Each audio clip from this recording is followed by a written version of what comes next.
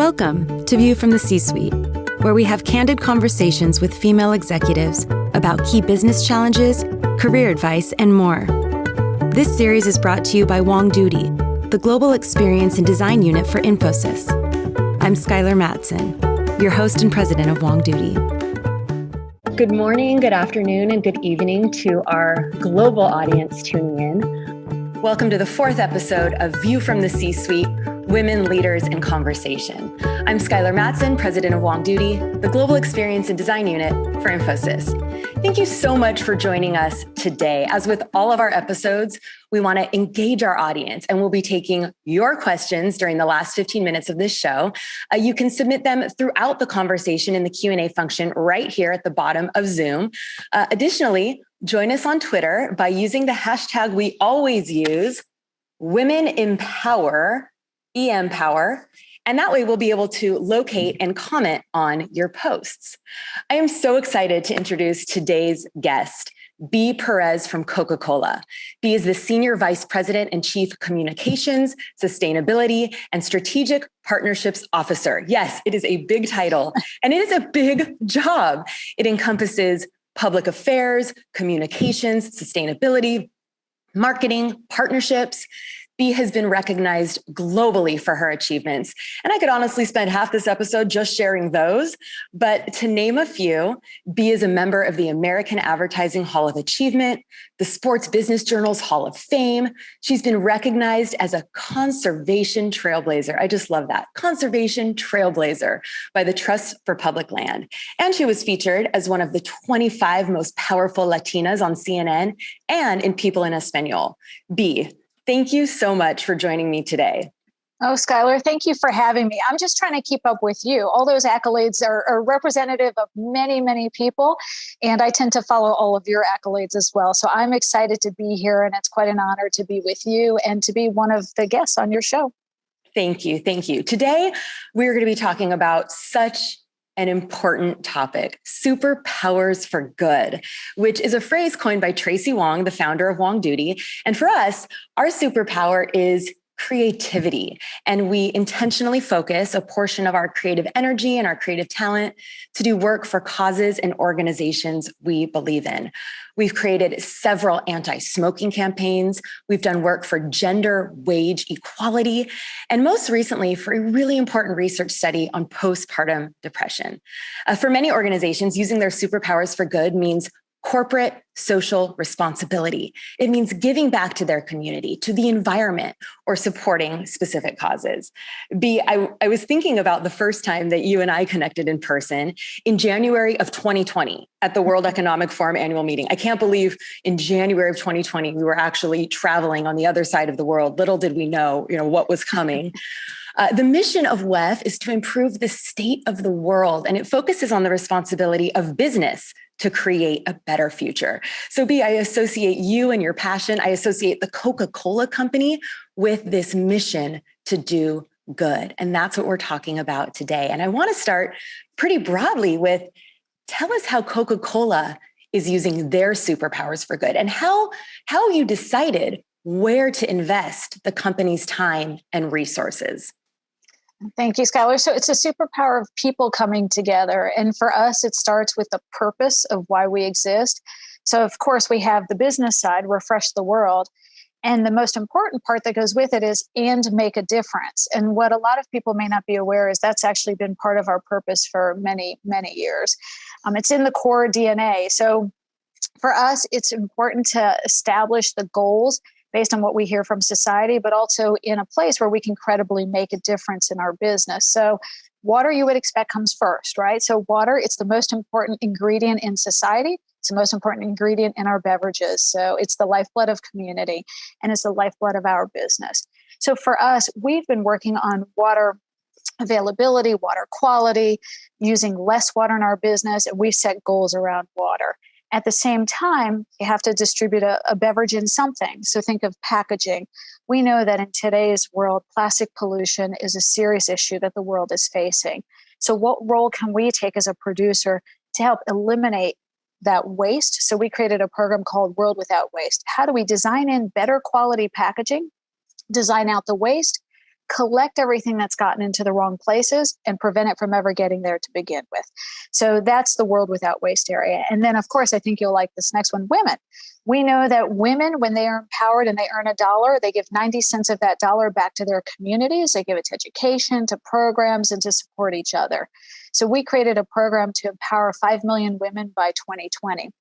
We did recently accomplish that goal. We over-delivered slightly, so 6.1 million women in over 90 countries, and we're very proud of that. And the work continues. I mean, for us, we now look at, so how do we think about the interconnectedness of all of these issues in terms of the impact of water on women? As we know, they bear the brunt of having to do the chore and the labor to bring the water to their community. How do we take that away and give them that time back so they can invest in themselves? How do we think about climate resiliency in terms of the connectedness there to women as well? So I could go on and on and on, but for us, it's setting those core priorities that are relevant to society and relevant to our business, and then setting the targets and living by them and making sure that we drive that progress and partner with many others in order to get there. I love that it's so rooted in your DNA and credibility. That's what you started with. We have credibility in this area. It is water, it is our packaging, it is women, and how those three sometimes come together, which I think is such an interesting thought.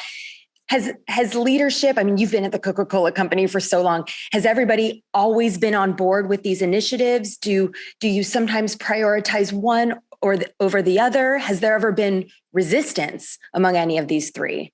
So yes, yes, and yes. How's that? I know that was sort of a lot of questions in one. Right. And I'll start with, actually, if you go back to history for a moment, it really is rooted in the DNA. 1917 is the first time I saw us take serious initiative against water, and that was working with disaster relief and the Red Cross to bring access to water to communities, especially during those times where there were natural disasters.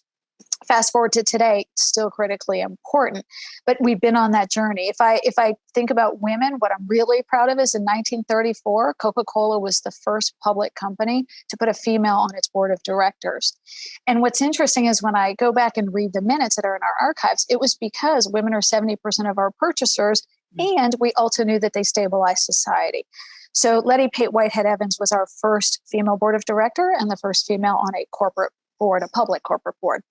So lots of exciting pieces. And then 1971, we had a chairman and CEO named J. Paul Austin, who first actually addressed the Georgia Bankers Association in terms of recycling and how we could drive change. And we started to do something called life cycle analysis.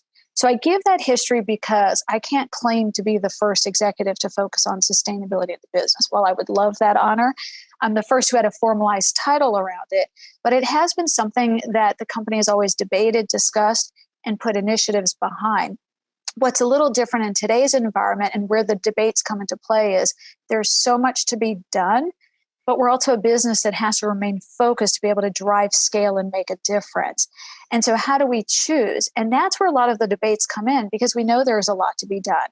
And so how do we stay ultra focused to drive that positive impact where we can make sure that we start to deliver? But the hard part is actually when we have to say no. The hard part is when we say, well, you know, these programs have come our way, but we're going to have to say no because we know that this focus requires us to stay on track and on path, and that we might have to revisit it a little later. So, and there's even journeys within the journey. So we've always had a target around carbon reduction. We know climate is a huge impact to the world and has all these intersections. Well, in the past, we had a goal, reduce the carbon of the drink in your hand. So for this drink, or for really one of our drinks here, this drink, we would reduce the carbon of that package, that beverage, by 25%. And a couple of years ago, we started to look at, well, that's not enough. And the debate came in, which is, you know, how do we align up to the Paris Accord? How do we make sure we set a science-based target to do more? But that's going to require us to invest more. It's going to require us to bring our systems together. And so where we moved is we did. So for 2030, we've set a science-based target to reduce the aggregate carbon, the total carbon, by 25%. That means from ingredients all the way to distribution and back through that full circle. And so that's where the debates come in, which is what specifically do you do within those targets? How much do you invest? And what are the trade-offs? And then when you have to say no to something that you know is really important to society, but your business is incredible in that space, or we have more work to do before we can establish that goal, that's where the debates come in. So I feel fortunate that we have a history in our senior leadership really paying attention. We have the current leadership today who's worked embedded in the business, but also our operators and our partners who've been there side by side with us. Wow. Coca-Cola, since 1934, having a woman on its board, and that sort of setting the track for where this company is going. I would imagine as you're having these debates and you're making these tough decisions because you want to do it all, how you prioritize, I would imagine some data comes into play, and that might, how are you using data to inform where you invest your superpowers? Yes, the more data, the better. As you know, data has evolved over time. And so now it's a little bit easier to have access to the data. Before, we would have to do all these studies and we'd pull out sort of the printed pages and look at the trends. Today, everything is essentially digitized. So you have to make sure you're also asking the right question. And that's really important because data to inform our decisions has to tell us, so number one, are these the right goals that we're setting? Are we truly listening to what people want from us? And are we truly driving a difference versus just doing it within our four walls? And so that kind of data is important, is to listen to the stakeholders, including community, government regulators, NGOs. The other piece around data is, how do you track if you're truly making progress? We operate in over 200 markets. We're a very big system. We have independent bottling companies who distribute our brands. So how do we make sure that we're making it easy for our system to report out? And that's taken us some time. So it used to be very manual 10 years ago. Today, we use a system that is very digitized, user-friendly. They can just use drop-down menus and populate the data. That allows us to actually have better transparency as a business and better transparency to the reporting that we offer to the public. And so if you go to our website, you'll see we're very transparent. We're able to provide better data. 5 years ago, 10 years ago, it was hard. We had to have a lot of caveats to, it's a manual pull. It might have a 20% margin error, and so the better we can use data to support decision making, but importantly to measure and track and report out, I think that's going to continue to make us more efficient and effective, which is what we're trying to drive towards. Wow. And you have so many stakeholders, as you just started listing out. It's not just your customers, it's your shareholders, it's government. There's so many regulations involved. But I do want to talk about customers as an important stakeholder for a minute, because doing good for the world is also good for business. And customers want to see that. And they want to support companies who they see doing things that are good. I just read that for the first time, the Association for National Advertisers has a new measurement tool where they're going to rank brands by environmental and social impact. I just read it yesterday and I thought, I can't wait to see where Coca-Cola is able to show up on this list. But what business benefits do you see from doing good? Yeah, so you hit the nail on the head. So we call them consumers. Customers for us would be the retail outlets where we sell the products, but consumer, we'll use it interchangeably. Yep. So for us, we see the appeal and the interest. So I'll tell you, the business continuum for us is, it used to be, how do you manage enterprise risk and mitigate risk against priority issues? All the way through to, how do you potentially save money? Use less water, use less energy, you save money. Now today, it's really where the consumer/customer gives us credit for the brand proposition and how do we drive growth. So the thing that I have found is that there's some studies that 63% of consumers say that they expect brands to align with their values or they won't purchase them. So the data continues to showcase that this is critically important. What we have found, though, is that we can't be the best kept secret. So the other piece of our history is we were, one of our founding leaders, Mr. Robert Woodruff, was known as Mr. Anonymous. So he would donate land, donate money. He was very much a civic leader. But he didn't like his name associated because he thought, well, that would make us feel arrogant. We don't want to brag. Well, he also used to say, let's remain constructively discontent. So I took that to heart, actually, because what I realized today is that you can't be anonymous. People want to know, they expect to know. So how do you tell the story? So let me give you just 2 proof points on telling the story. When we launched a campaign called Never Settle in Poland and Greece a couple of years ago around recycling and the circular economy, we saw some of the highest advocacy scores for our brands. That means that people said they liked us better, they would tell their friends about us, and they wanted to purchase us. And we saw results follow in the marketplace. Did the same kind of campaign around World Without Waste in Australia. Highest scoring campaign in a 5-year period. remarkable advocacy for the brands, and in line sales and results. So we have many of these stories, but what we've also had to be clear on is what's the global story we tell, and then how do we regionalize it and localize it to make sure it's relevant to that local community. So water might be the story we tell in Africa, but recycling is the story we tell in Europe. We're still doing all of the work around water in Europe, and we're doing the recycling work in Africa.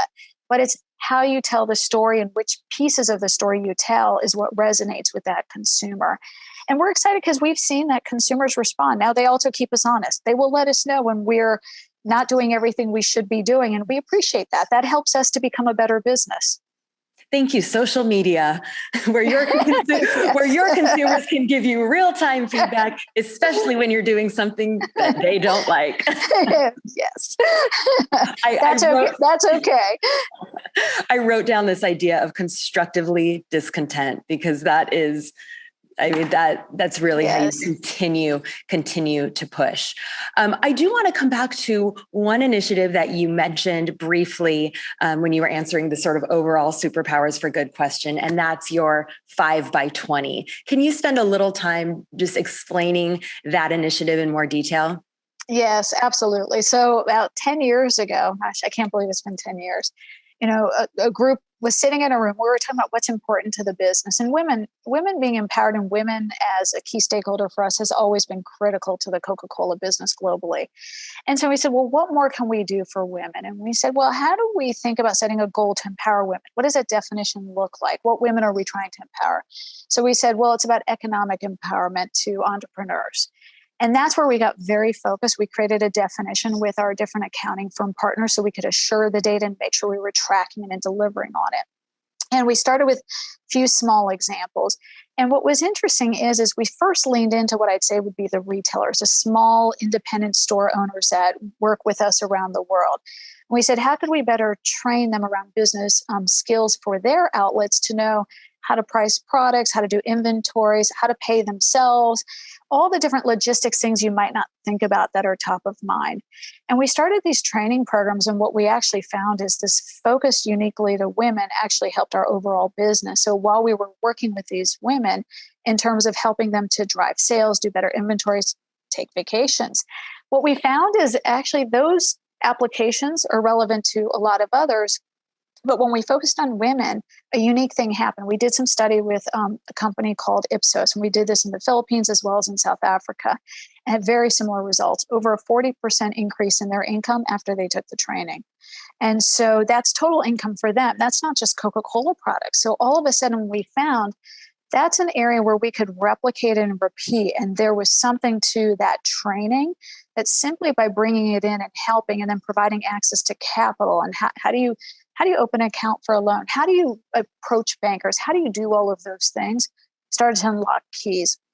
Those businesses are everywhere from Philippines, Europe, United States. I mean, there's so many of these stories. We also, though, looked at farmers, and we looked at some of the cross-section of where our business also was. And we thought, okay, well, there are these programs where there are lots of farmers, but they're not getting the yields that they should get for their crops. So how can they actually produce more for themselves to sell more? And then how could they actually sell in the aftermarkets? And how could they think about their business? So we started to broaden the definition beyond just having a retail account, but to farmers, to women who are collecting the water and building water infrastructure, to artisans who are taking the recycled materials that we were using and turning it into arts and to beautiful jewelry. So the list went on. And so what was really interesting is we started to build these programs. We also found something really unique. There were several women who said, well, I want to help other women. So all of a sudden, the women in the 5x20 programs, there was one lady who was in the African continent, and her husband was one of our distributors of our bottling business. He had passed away, and then she ended up owning the business.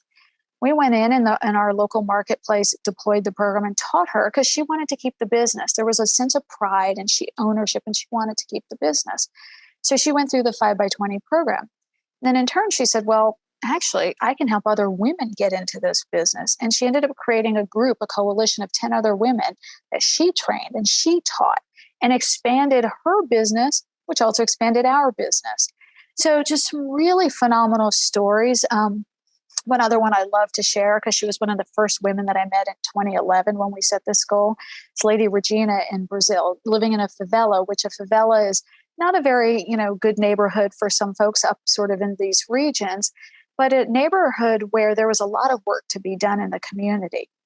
And what Regina was, is she was the lady who was doing the recycling. She was collecting the trash on the streets, collecting the things that other people didn't want, but recognizing that there's tremendous value in that waste. And she could actually sell it and create an income for her family, and her neighbors in order to drive this amazing business. When the teams went in and deployed the tools around how do you recycle, how do you separate this in the bins, how do you sell it, what's the right price in the aftermarket, who do you sell it to? All of a sudden, and I went back several years after that, she had over 700 employees. Regina's business had grown. She was the largest recycler in that region. Phenomenal. And she trained so many people. And by in turn, her one success enabled so many other people. And she also partnered with this lady, Doña Ana, down the street to run a community center to give vocational training. So the young individuals who were there, because, high unemployment rates for youth, really probably, or young adults, I should say, within that region, she trained them. She taught them skills. Some of them ended up working actually for our customer locations or different accounts where we could bring in these newly trained young adults who were looking for employment. And the list goes on, because then she also partnered with another group to create jewelry out of what was left over that she couldn't sell. And then she created a catalog which started to sell her jewelry around the world. And by the way, even in some of our Coca-Cola stores in our Disney Springs store outlet, you walk in, there's a beautiful display of Regina's, work with these artisans. So, it's really phenomenal, because what we found is that by supporting these women, they in turn were continuing to do what they always do and what we know, give back to other women in their society, give back to their communities, and really driving this true change that was required in order to see progress in society. But it was all them. It's their stories. And I simply am so proud of the fact that my company set on this journey over 10 years ago. And I have to give credit to Muhtar Kent, who at the time was our chairman and CEO. And I will tell you that he's the reason why it was 5 million women, not 1 million women. When we first came in with the plans, he said, that's not bold and aggressive enough. Let's say 5 by 20, and you're going to work to get there. And then when he left in 2017, he retired from the business and James Quincy came in. What I really credit James Quincy for doing is that he kept it going and he saw the value. And he said, we will absolutely deliver on this goal. And so we just recently, when we announced that we had delivered on the goal, we kind of got them together and some of the original folks who built the program and put us on the journey to thank them. And E&Y for assuring the data and helping us make sure we had credibility and truth in what we were reporting out. Oh, so many chills as you're telling these stories, because it's 5 million women, it's 6 million women.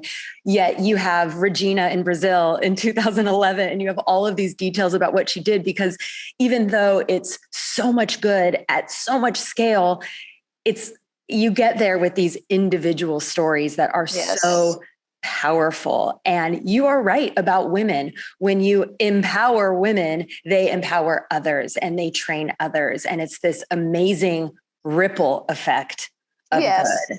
It's so inspiring to hear. And you are absolutely passionate about all of the various initiatives, but you seem especially passionate about 5 by 20. And I'm wondering if there's anything in your background that makes this especially one of your favorites.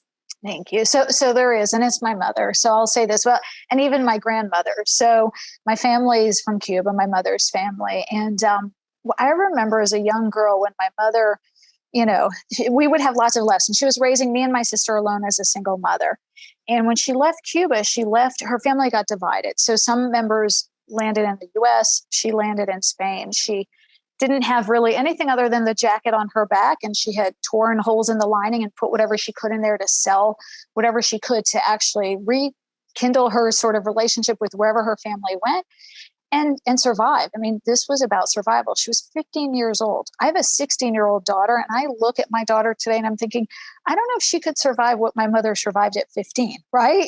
And so I have a lot of passion and interest in that. But what helped my mother survive were several things. other women who helped her. So by the time she got a little bit older and she ended up coming to the United States, there were other women who gave her a helping hand and taught her and trained her. And she ended up getting, she did lots of things. I could talk 2 hours just about my mother on this, or maybe 5 hours. But what she did is she ended up becoming a business owner, and she ended up owning a real estate company. And what she did is, by doing that, she gave herself this livelihood and this income that she could control, and that she knew that she was working for herself and for her family. And at the same time, always a piece of her business was about helping other women getting into their first homes. How could she? And she would give up her commission. She would say, she used to say, I will say her language. This is her. She used to say, not have a pot where to pee. That was what she used to say. Because when she first came to the U.S., she didn't. And she said, and I want to help other women who help me. And so she gave up a lot of her commissions to help women get into first-time buyers programs, first-time homes, really help change their lives. And there was a lady in the 5x20 program out of this. So Adelante is a program we partnered with in the U.S., run by Nelly Galan, another Cuban. And I just looked at Nelly and what she was doing, but she introduced me to a lady who wanted to have a real estate company. And all of a sudden, I just thought to myself, this is my mother's story. When I was hearing this other woman's story, I thought, this is my mother's story. And if other people had not helped my mother, she might not have known how to get her real estate license, how to run the business, how to have access to financing. She ended up getting an SBA loan because someone taught her how to fill out the application. And I think we take some of those things for granted, but sometimes the biggest barriers are the simplest things to solve. Simply filling out an application can help someone get the access to capital they need to build their dream and to go forward. Simply someone saying, can I help you, makes the difference. And so, yes, there's a lot of what resonates with me in the 5x20 program, because when I look at that, I see my mother's story. I see my grandmother's story. Before that, my grandmother was a baker in Cuba and wanted to partner and bring in export businesses in from the U.S. And I just look at that and I feel fortunate. I come from a long line of women who were really fantastic business entrepreneurs, but never gave up, had the perseverance, the persistence, and through all of that, found time to help others. Always helped others. And I hope my daughter gets some of that as well. I mean, she volunteers today at a therapeutic program for children with autism, and she's 16 years old and she loves it. I think she prefers to do that on weekends than anything else. And I love that about her, and I hope she continues. So I hope there's just a little bit moving down sort of the legacy of the women in our family. I'm certain there is. You come from such a powerful history. You are passing that on to your daughter. There was, something in that story. It was both a moment where your mom had to ask for help, and then also when she gave help. And I think that is such a important reminder for all of us in so many of the different situations we're in. It's okay to ask for help. And sometimes you just need that little nudge to get to the next step. And don't forget to ask others if they need help too. That's right. And, and I think sometimes in business, we forget that actually asking for help is a sign of strength. It's not a weakness.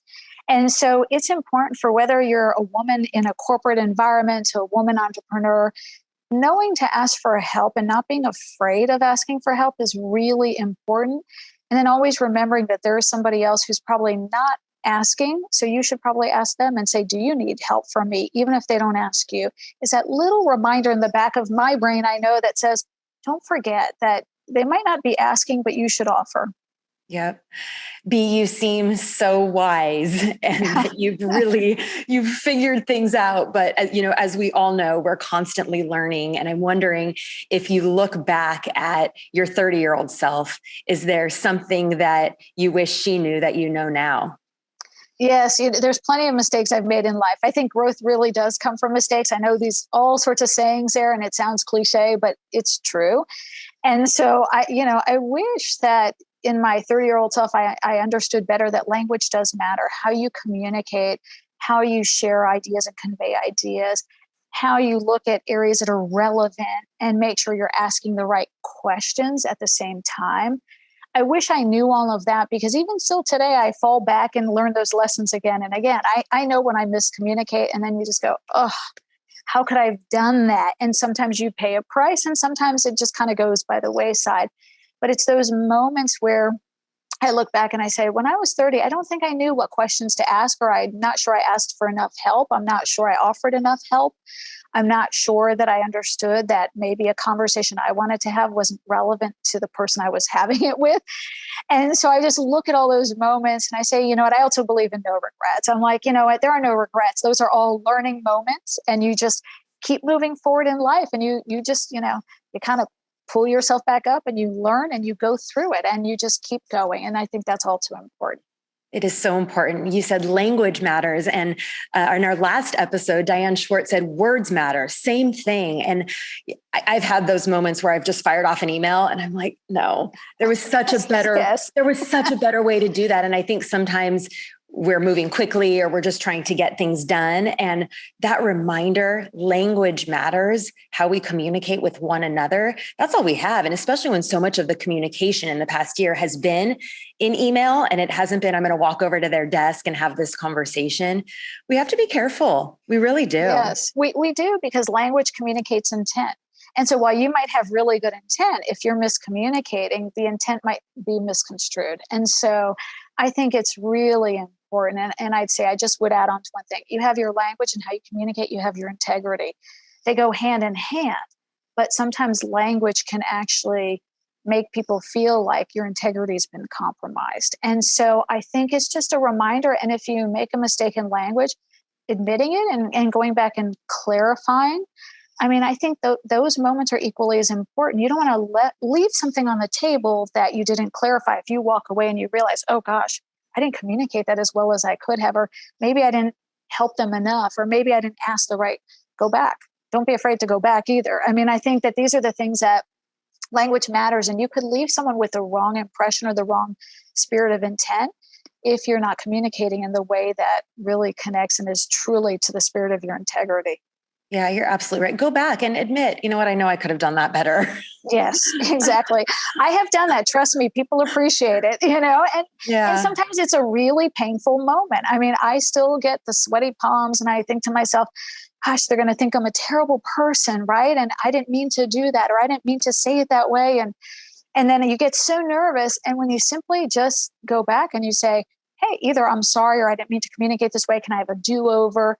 Now, you don't always have that do-over. Sometimes you're in a panel discussion like this or a live moment where you don't get the do-over, but that's okay. You also have to forgive yourself. And I think that that's equally important. Absolutely. We're all human. We're all human. I remember when I went to the World Economic Forum for the first time, I was in so many meetings with so many powerful leaders, and it would end in, we'd talk about missing our kids or how tired we are or how freezing it is or how we slipped on the snow. And that reminder, like, we're all human. We're all going to make a mistake. We're all going to ask for a do-over. But if the intent is there, that's right. That's right. Is so key. I have one more question for you before we pass it off to our growing list of questions I'm peeking here in the Q&A. And that's around being a Latina and a woman of color. You've been named to these 25 most influential Latinas lists, which is so amazing. And I'm wondering if you have advice for other Latinas or women of color who are watching. I would say put yourself out there. And so this is not just Bea Perez saying this, but there's a lot of data that shows that Latinas wait to be invited to a meeting, wait to be invited to a party. The culture dynamics tend to be very polite. And what I would say is that what I learned when I was younger is that, well, I wasn't going to get invited if I didn't raise my hand, if I didn't say, oh, actually, I would love to be in that meeting, even if it's just to learn. And so as an aspiring Latina in business or in your area of expertise, I would actually offer yourself up. Don't wait to be invited. You might get invited, and that's great if someone's, thinking about it and being more inclusive. But sometimes it's just something that's not on their radar. And so assume that there's positive intent there, but you're not on the radar yet. So invite yourself and say, I'd really like to go. The worst that will happen is they'll say, not this time, but maybe a next time. But you'll then now be on their radar. And I learned that because I used to wait, and then I'd say, well, why wasn't I invited to that meeting? And then one day I had someone said to me, someone who I now keep in touch with, who was at Coke for 40 years. And he said to me, why were you waiting to be invited? Why didn't you just say you wanted to come? What was the big deal? And I said, well, because everyone had bigger titles than me. I didn't think I could say I wanted to go. And he started laughing. And I was like, why are you laughing at me? And he said, I don't know if it's because you're a woman. I don't know if it's because you're a Latina, but get over it. And he said, you shouldn't separate yourself. You should become one of that group and you should invite yourself in. And if they say no, it's their loss. That changed my mindset. And all of a sudden, I either invited myself or asked to be invited to several meetings.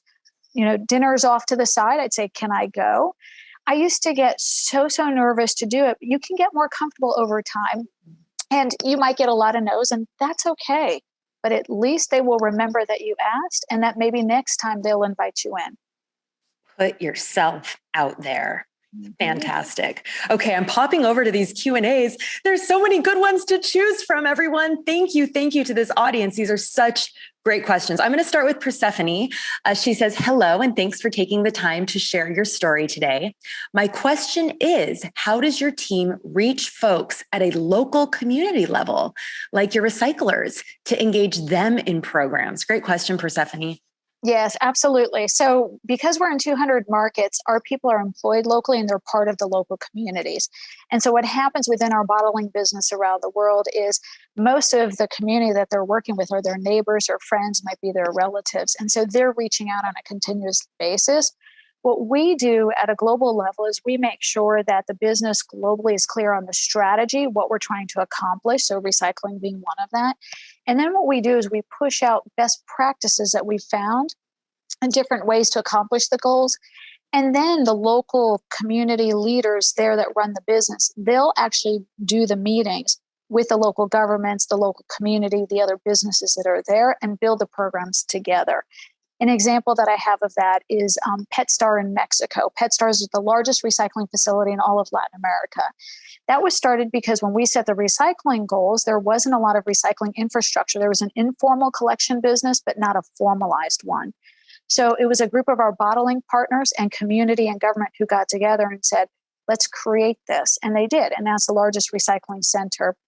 PetStar is doing very well, only because it was built from the ground up. It was built from that local community. So global goals, but locally built and owned. And I think that is really the power of driving the change.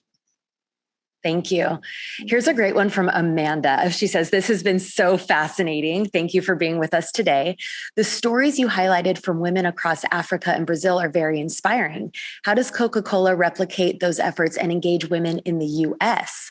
Does the program change based on region? Is there global knowledge sharing from the women leaders in these programs? Yes, and yes. So lots of global knowledge sharing. Yes, we have programs in 90 countries, US being one of those. And so the program that I referenced just a minute ago with Nellie Galan, that actually is one of the US programs. And so it was specific to a focus on Hispanic female entrepreneurs. And we talked to Nellie because she already had this great avenue of women who she was working to support. So we recognized that by supporting Nellie's program, we would be able to touch more women. And so that's also an example of women helping others. So Nellie was helping a lot of women already. So we said, how can we better support you and those women? And there's several programs like that, including recyclers in the US, women who are working on water infrastructure, women farmers. And so we do. And it's, for me, it's been really amazing because I've been fortunate that I've been able to go and meet a lot of these women where they're doing the work. What I have found is that, some people, I think there's myths, and I think you've hit on something really important. There's a lot of myths that, well, women only in emerging markets need our support. That's not true. Women everywhere need our support. And we cannot overlook the developed countries as much as we work on emerging and developing. And so we've been very deliberate to make sure that we're touching all of the communities.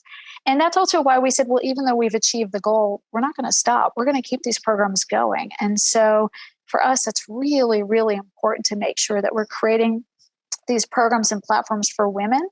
And sometimes it involves our business and sometimes it doesn't. The thing that some people don't realize about 5x20 is that it's not always about the Coke business. A lot of times it's simply about the woman, because we know that when women are strengthened and empowered, they do really good for society. And for us, if we want to stay in society as a business, we have to be welcomed in. And that's also a way to be welcomed in.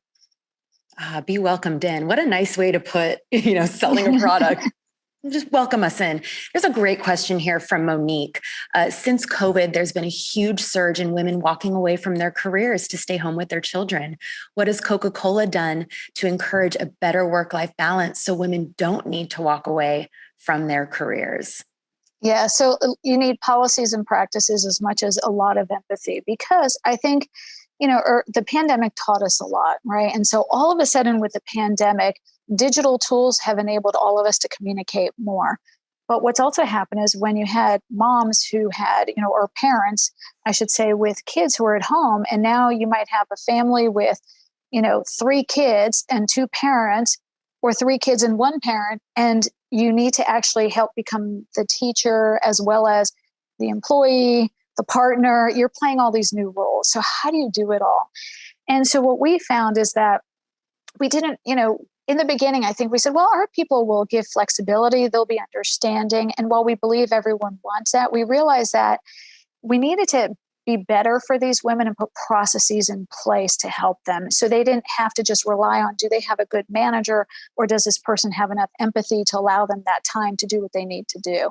And so we did. We actually pulled together global policies, and we said, please make sure that you're allowing people the flexibility to work within their constraints. So while you might have traditional work hours, you kind of need to look at this differently and allow them to get their work done when it works best for them. At the same time, even now, I'll fast forward all the way to some folks are starting to open offices, other offices are not open. We said, for our Atlanta office, we're not going to set a return to work date or return to office, I should say, because women have been working, we've all been working, but return to the office is still September 7th. But even with that, we said, but it's flexible. If your job can be done at home or in a different way, do it. Because we also know that not everyone yet has an ability to take care of their children and have the right resources. So how do we help them get the resources? Which is also about providing access to resources. So we started to build partnerships so women can establish emergency care, have a network to be able to talk to and communicate to. We also did some funding to support women to be able to better work at home, and really all employees to better work at home. Because what we found is that when we put programs in place for moms, it equally works for the whole family unit, and it works for people even who don't have children. Yeah. And so when we got very focused, we said, let's make sure we have this in place. We also have parental leave programs and some of the traditional things you would expect. I say traditional, but I do know some companies don't have that either. So we believe it's sort of a team effort. And, and I can tell you, I have one individual on my team where she's a superstar. I can tell you you'll be interviewing her at some point because she will take this job that I'm in. She's phenomenal. She has 2 young kids under the age of, 10 or 11 years old. And it's a lot. And she's in a dual working household. And I remember watching her trying to keep it all together. And I finally said to her, and just out of respect for her, I won't use her name, but I said, it's okay. You don't have to do this. You can actually, it's okay to not be perfect, and it's okay to miss this deadline. Just let me know how I can help. And it was also my reminder as the leader and the manager to make sure I gave that permission and said, it's okay. How can we adjust together? So we do have the policies, we have the protocols, we do have the avenues where people can ask for help and the resources. At the same time, I think it's up to each one of us to make sure that as a manager, as a leader, that we're really tuned into what our people need, because I don't want to lose my talented, colleague who is going to someday sit in this seat and be the person who gets interviewed because she simply needs some time and some resource and some energy. And by the way, I would tell all your employees, take vacations. People really do need it. And even if it's a staycation, take it. Give them the time to not check the email and to not call you back. The world will not fall apart. I mean, at least not in my business. I don't believe that things fall apart. I mean, I really do think we've got to give people time and space. Absolutely. So many gems in there, but I'm not going to repeat my favorite things because we have 2 minutes left and there are so many great questions. Although I will say you are modeling that behavior by taking a vacation yourself, which is so important to show your team that it is okay. I want to just give a quick shout out to Todd, to Randy. There are so many men supporting View from the C-suite, and I really appreciate your questions. But there's one question that I think is such a good one from a woman to close this out. And it's from Lara. And it says, what is Coke's best kept secret? Oh, it's the people. I don't think we tell enough of the stories of our people. I mean, I can tell you our people, they're the unsung heroes of all the great work that you see in the marketplace. When we're helping people in disaster relief, when we're, building water infrastructure, when we're working with the recyclers, when we're working with the women, it is the people of our business, because what I have found really amazing is that they all care. I have lived and worked in different countries. I have met so many people in my 27 years with Coca-Cola. I have never found a stranger, even if I've met them for the first time, and I've never found anyone who doesn't genuinely care about helping others and the legacy and the impact that they can leave through the work that they do. And so, some people think it's a secret ingredient in the beverages. It's not. The secret ingredient, it's about the people. That's fantastic. I really want a Diet Coke right now. I don't know. I'm just like dying to have one. I feel so inspired. Thank you so much for your time. You've been so generous with your stories, with your advice. Put yourself out there. I'm walking away inspired by the possibilities for business to do good in the world, for women to do good in the world, to pass it forward. To our audience, thank you so much for your insightful questions. I wish we could have gotten to more. You are so engaged. We're grateful for your participation. And that is a wrap on episode 4, View from the C-Suite, Women Leaders in Conversation. We look forward to seeing you next month when the conversation continues. To find out more about WONGDOODY's work transforming businesses through human experience, go to WONGDOODY.com. If you're a woman in the C-suite and would like to be a guest on this show, please reach out to me at womenleaders@WONGDOODY.com.